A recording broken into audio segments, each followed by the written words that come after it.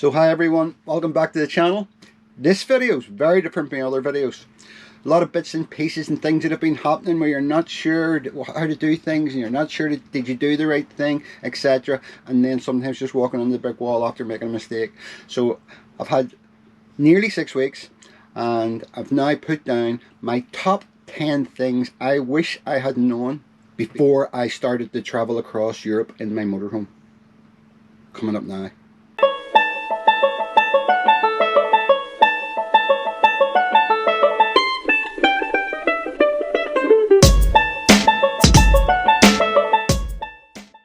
So my 10 top things in no particular order that I wish I'd have known before I came here. It's funny because you spent months researching and looking and you think you've covered everything and you think you know it all, and as soon as you get in the van and start driving, there's a ton of things. I've spent far more money than I thought I was going to spend because I needed to buy this and I needed to buy that, and then I had all the tolls, etc. My camera, broke my camera, I had to buy a new camera.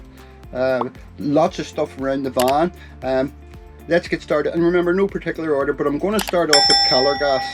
How boring is that? Before I left, I bought 2 brand new, that sort of size, color gas bottles, filled with gas, whole system. There's a cupboard in the side of the van, got it sorted out, it was fantastic, over the moon. Started driving. My first bottle ran out, I think I was probably in about around Serbia, and no problem, swapped them over and eventually get into Greece. And while I was staying in Greece in the motorhome place, my second one ran out. No problem, I'll get gas into their shop. Where do you get gas? You'll not get gas for those. Color gas. Don't do all over Europe. Don't do hardly anywhere in Europe, probably nowhere in Europe. And so I said to the guy, what do I need to do? And he says, well, I can tell you what you need to do in Greece, but then when you go to France, their bottle system's different. So the gas system is different everywhere you go. So yeah, it's something that needs to be planned, because I wasted quite a lot of money on my color gas bottles, which by the way I got taken to a dump and dumped a few days ago. So in Greece, I got one bigger bottle and new pipe work and wired it all in. I piped it in and got adapters that will work in 2 or 3 other countries. So I've also learned that if you do get gas, get them to give you there's like a receipt, a certificate that comes with it, and as long as you get that when you're leaving a country, you can then go into one of the same branches and give them your docket. They'll give you that back and give your deposit for the bottle back, because the bottles are like 50 odd pounds. And then there's adapter kits and things. So I figured that out, but you'll want to learn that. You don't want to be, if you're coming to Europe for any more than a week and a half in a motorhome and you've never done it, think about gas. And it's amazing how quickly you go through it, no matter how much you try to limit your use. Number 2, in no particular order, world SIM cards, international SIM cards. Terrible things. I read and tried, I thought I was being smart and I bought the right one, and you can go everywhere and you've got this, that and the other, and it's very cheap per month, and all of a sudden as soon as you start using it, just goes, disappears. So no international SIM cards. Every country you go to, just buy a local SIM, really cheap in most places. Found Greece was a little bit dear, but Bulgaria and places like that have been so cheap. Whenever I go back into them, like some of them I can use them again. What I didn't realise, and I should have realised because I go to Thailand a lot and I buy one of their SIMs, but hadn't really thought about it, but everything works on your phone as it would. You don't have to change anything. The only thing you lose is your telephone number and your text messages, but your bank account, whenever you're going to sign into your banks, you're using WhatsApp or Facebook or whatever, you have nothing to do. It just works automatically. So make sure you don't be buying an international super duper world SIM card. They try to convince you that they're amazing, but they're not. They're super expensive. You go through it. I've went to other vloggers and I don't know how they're doing it, because they're saying no, it's not bad, it's a wee bit more expensive. No, it's really expensive. I've went to 2 of the top ones. Number 3. Moments later. Number 3. Going from border to border. If I ever hear anyone telling me again that Europe's now an open place and free movement, not true. That's true, and there's sanctioned countries which made agreements with each other, and you can drive from those. Like I drove from France into Switzerland, there wasn't even a border post, but the vast majority do have border posts, and the vast majority aren't very nice and they hold you there forever. I was coming to, I think it was Serbia, and driving around towards it, just dreading going to it. Already had a really bad experience in Italy, and so I'm driving around to the Serbian border, and I see a queue, and it's lorries, right, and behind it, I think, gee, this looks like some queue, like I could see for a long way. But then I realised there were no cars. The roads are very quiet in between a lot of those borders, that border in particular, and it was in the evening. But then a couple of cars did come up and drove past me. My dog is climbing up where he knows he's not meant to be. So, one moment, please. No riding. Yeah. So I seen a couple of cars driving past, and a bit of a look, and I realised, well, this is just lorries now. I'm lucky I sat for about 20 minutes, but I could have been there all night if no cars had come. But I had already started to question myself, so I followed the cars up. But even then, it took that particular border post. It took me an hour and a half, and there were only those two cars in front of me. And at nearly every border post, I don't know if it's because it's a motorhome, or I look like a really guilty person, or whatever, but I get pulled in every time for search and etc. And I've also got pulled over 3 times in Bulgaria, just driving along by the police standing at the side of the road, and they just pop their head in and look left and right, and away you go. I don't know why they stop you. They don't ask you for any documents. So you're living in it's a different world everywhere you go, slightly different. Imagine we go down into Greece and then Spain and France and Portugal and places like that. There's not going to be much, it'll not feel like that at all. But be prepared for time and pain in the bum questions and ignorant people at the border crossings. Number 4, in January, I can't believe I'm going to say this, this is crazy. In January, right across middle of Europe, it's freezing cold, like so cold. And I've realised that camper vans, especially older camper vans, are not made for the cold weather. It's been a big culture shock to me. I've had now, even when it was in Ireland it was quite cold, but once I got from Switzerland right across, it's been freezing, clear blue skies most of the time, and really pretty and nice dry, but been cold. I had have snow. I don't know if the snow, talked about it in other videos and stuff. I had some snow, some pretty bad snow around here in Bulgaria, but cold all the time. And my imagination when I was building up to this is me driving around, you know, Greece and Spain and the hot weather, etc. I was lucky I brought warm clothes with me, so you have to be prepared for that if you're going to do that. Personally, the drive that I did from west the whole way across to the border of Turkey, I would never do it again, and especially in the winter.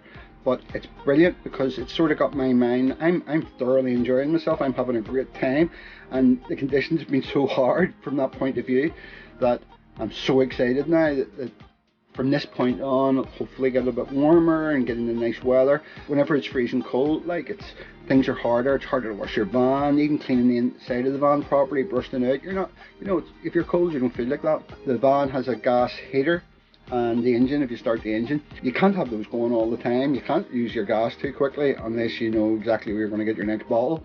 And I don't know, your engine running couldn't be a good thing, but I've done quite a lot. So at night, we're all huddled up together. I've done the video yesterday. I've moved up here. Well, I've moved back down again. Don't know what it is a bit up there. I got it nice and comfortable and nice and soft. Just didn't enjoy it. Middle of the night, you come down to go to the loo, and and the dogs, they're sitting down here looking at me like, what are you doing up there? The other thing was I realised as soon as I was up there, I can't watch TV when I'm not in bed. So, alright, number 6. Water. Your motorhome has a tank. I think it's a pretty big tank. I don't know what it would be. 30 litres, 40 litres, something like that. But if you're washing dishes and having a shower and doing whatever you're doing, it doesn't take long going through it. And I very quickly discovered, and I don't know what it's going to be like again in southern Europe, but right across middle of Europe, especially in the eastern side, you can't get water. Like, it's practically impossible. Every single filling station has water, taps all around, and none of them work anywhere. When you're driving along the motorways, they've got these parking areas we can just drive into and park, and there'll be a tap. None of them work anywhere. So I ended up in a couple of times out of water for like a day and a half, and I could not start to thirst. I've got bottled water and stuff like that. But so if you got a motorhome, every time, every opportunity you get, you see a way of getting water, you fill up all the time. Even if you filled up yesterday, just top it up. Campsites are different. Well, campsites are a different matter. I've stayed now at 4 for short periods. Well, yeah, and 2 of them, their water was working, and 2, the water wasn't. Where I am now, it's sort of in a lovely wee, it's a wee motorhome campsite with an English couple on it, right on the far side of Bulgaria, and it's really nice, but they don't take too many people in this time of the year, and their water's all frozen up, but they come out with three or 4 big bottles today, and I filled up my tank that way. So people will be helpful, but other than that, it's very hard to get water anywhere. Number 7, that's 10. Number 7, quality of roads. It's amazing. Whenever I started off, I went right up into Donegal in Ireland, spent a couple of weeks sort of getting warmed up, used to it, and they've got wee twisty roads that are quite tight to get around the coast and all. They're all in decent condition. Then you come across to France and the road's fantastic. I drove through Paris, which was a nightmare. Like I'm in my previous life, I'm a driving instructor, but Paris was a nightmare. I wouldn't want to ever do it again. I ended up in Paris at 6 o'clock in the evening. That's not a good time, and everybody knows what they're doing. And there's 8 lanes, getting into 4 lanes, getting into 2 lanes, back up to 8 lanes, and oh God, I was lucky I got through it alive. But good quality roads the whole way through France. You get into Switzerland. Switzerland was a bit of a surprise because certainly you're going through those mountains as you would imagine all the time, but it's very industrial, and the motorways are pretty good, but some not so good, but amazing tunnels and stuff like that. But then again, the further east you go, the roads get really bad. I mean, there was one motorway where I had to slow down to about 40. The van was just getting rattled to pieces, and all the lorries and all were all going slow. And then you'll be in what you think's a pretty decent main road somewhere, and big massive hole, and you can't avoid them. And I don't know how the suspension in this lasts, so you need to be really careful. I've got better at spotting them now, and the basic thing is you have to drive really carefully no matter where you go if you're off the main roads. And even some of the motorways, I went through potholes on motorways, and the lead up, the slip roads on the motorways, especially in Bulgaria, they're just barely, you could call them roads, and they're coming on the big modern EU funded roads. Okay, so number 8. Bet you've got the numbers wrong. If I've got the numbers wrong, this would be all a bit nuts. Going back to don't let them kid you that Europe's this one big open place and free movement, etc. This is about currency. France, euro. Switzerland have their own money. Serbia had their own money. Bulgaria has their own money. Turkey had their own money. And if you're driving not through holiday type destinations, just normal where normal people are, it's really difficult to get euro to change, except somewhere you're going to get your currency changed. So that is quite difficult, and you also end up, because I'm going from country to country, with loads of bits and pieces of money from all the different countries. I sat the other night and sorted them out into piles and put them into bags. So that's something you have to consider. I'm trying to not use cards or anything too much, because you're just paying fees on them, but it's been difficult from that point of view. Number 9, little. So when I got to France and started to drive, you've got some supplies, etc. But then you sort of second, third day, you're starting to run out, and you look for a supermarket, and you go in, and I mean, it sounds really stupid. In Switzerland, I really struggled buying milk. Milk is just like, I bought these bottles that looked exactly like milk. I bought this, and it was bitter, and I don't know what it was, and you have a wee gap in Google where you can set it up. Half the time it didn't work, so that's okay. And I'm thinking that's difficult. Every time you look at a tin, you don't know what it is. And then I seen a little, and I'm not a little person. I'm a big person. I went into little. Maybe in my life 5 times. So I seen this little in the distance. I remember I'm on motorways at this stage, but I seen it in the distance, and I went off and went in, and it's amazing. It's just the best shop in the world. In most places that you go into, whatever the product is, they'll have it written in that language, but also in English, and then you can read and you know exactly what you're buying. There's some of the stuff's different, but then they've all our chocolate and all that sort of stuff that you would get at home in their little, and lots of stuff like that. And I've discovered in the littles in 2 or 3 countries that I've been in, when you walk in, they've got these hot food, I don't know what you would call them. They're shells, they're enclosed, and they've got big, each one of them has a big stainless steel thing for brushing out what you want, and there's look, oh, the food's amazing, you know, puff pastry with cheese and all sorts, and hot bread and everything else. So I'm just turned into a big massive Lidl's fan. But so far, every single shop I've been in, including Lidl, I have tried to get peppered sauce. Doesn't seem to exist in Europe. It must be, I don't understand. UK and Ireland must be the only place in the world you can get it. And garlic butter, cannot get garlic butter anywhere. So that's driving me mad a bit, because I'm a garlic butter and peppered sauce person. But yeah, Lidl is just absolutely fantastic. Finally, number 10, and it's still in no particular order. I've mentioned this in a couple of other videos, but now specifically, when you're traveling through European countries, they all have a toll. You have to pay to drive on their motorways. I knew there were going to be tolls, but I didn't realise that. And it's every country I've been in so far. So in France, you come to your first toll and use your card, quite easy. Expensive, quite easy.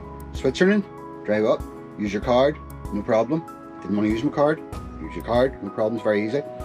Then you go to the next one and you go for your card, and then you take a card, somebody behind the counter who doesn't, and there's no signs telling you how much it is. It's amazing, like stupid in some places.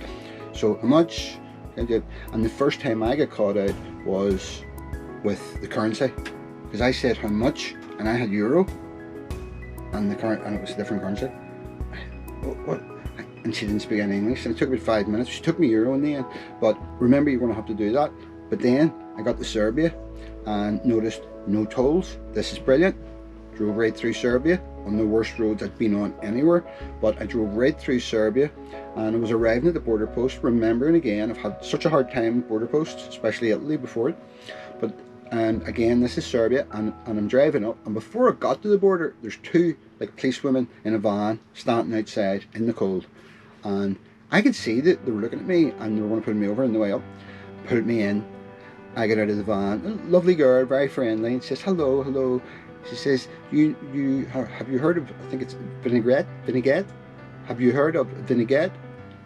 I said no. She says, you were meant to go into a gas station when you enter Serbia and buy one, and it covers you for driving in the motorways. And I says, God, I had no idea of that. There's nothing telling you, you've no way to know, unless you come across a bit of information like that, which I never ever did. You're never going to know. And I says, oh right, okay. And she says, you have to pay a fine. And oh right. So she brought me, she was very apologetic. I said to her, I have to pay a fine? She says, nothing we can do. She actually said to me, there's cameras, so we can't let you off.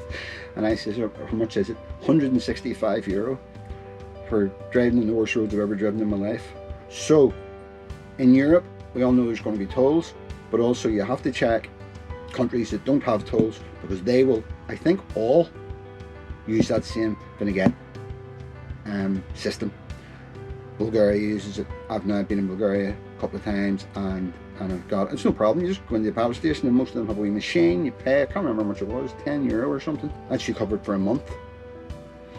So it's not that it's expensive, but I felt like saying to that girl, you know that everyone you're going to find are people who don't know, not lawbreakers, not people. Everyone that you're going to put in are people that didn't know. They're not people who are trying to get away with it. So you should be told at the start. But I think border control, and it's the same everywhere, I suppose, but especially whenever you're driving, they're ignorant, they treat you like criminals. I did not enjoy border posts at all. The only border post that I haven't had any hassle at all, and I've been in and out, is Bulgaria. Bulgarians are very, very friendly. It was a Bulgarian border guard who told me I should go to Sofia to get my teeth done, which I ended up doing because I couldn't get into Turkey. So there you go. I think the way you have to look at it is, no matter how much you try to plan on something like this, something as epic as going to live in a completely different life, in a completely different home setting in every way, you're not going to know everything, and you're going to run into roadblocks. I've done a lot of things right. I've been so happy with how so many things have went. I've got friendly with people. You wonder, when if you go away, are you going to, maybe you just end up the rest of your life on your own. But I've discovered everywhere I go, the people here are great. I stood there for an hour out in the cold today. We had a great out of the orange. And I got two of the places that I stayed in had me in their house, and had a glass of like ouzo when I was in Greece and stuff. So so it's a great experience, and there'll be more. There'll probably be another top 10 list of things I wish I'd known before I knew about the 10 things that I didn't know before, or something. Yeah, something like that. Alright, so I'm going to leave it there. This is it's strange today, sitting in the van. I don't know how this is going to come out whatsoever. It's very strange sitting in the van just talking to the camera and not doing what I usually do. So I hope you enjoy it, and if you do, please subscribe. My next plan is then I'm heading tomorrow down into Greece, and I'm looking forward so much to starting to travel to really beautiful parts of the whatever country I go to and video. And I want to get my drone working again. I used it a wee bit in Sofia, but haven't really got doing that, so I'm looking forward to doing those type of videos again. And I think I said in one of my very early videos, I wasn't sure how I was going to go with the videos, what type of video I was going to do. Was it all going to be like my first few, or I'm going to do different things? And it's turning out I'm just doing whatever comes into my head, like this, you know. The last one about a day in my life was just an idea, so I'm going to keep doing that and see how it goes. Alright, so from me and my two friends, until next time, see you then. Bye bye.